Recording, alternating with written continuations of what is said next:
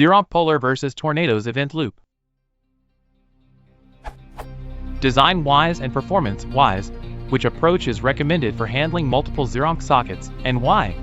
Is it true that Tornado's I/O loop used by ZeroMQ hogs less CPU than the Polar used in a while loop for handling multiple sockets?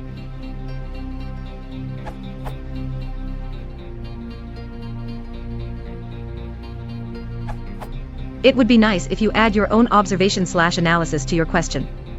I don't think there is any difference in performance, but there is a difference in design. In case of Polar, you register your sockets to be polled and then you use if blocks to identify and work with each socket.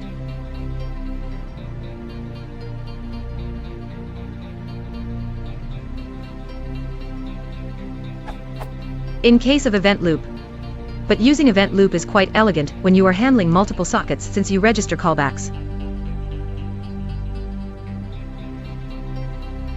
As you can notice from the second example, the if blocks are removed.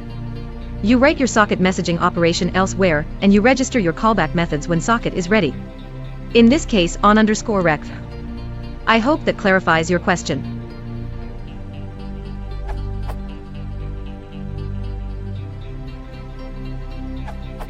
The Tornado I/O loop, as re-implemented by ZeroMQ, uses the Polar behind the scenes anyway, so it is unlikely that one would use more CPU than the other.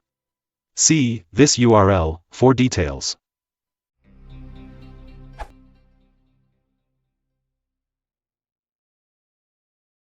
If you want to support the channel, please consider liking and subscribing.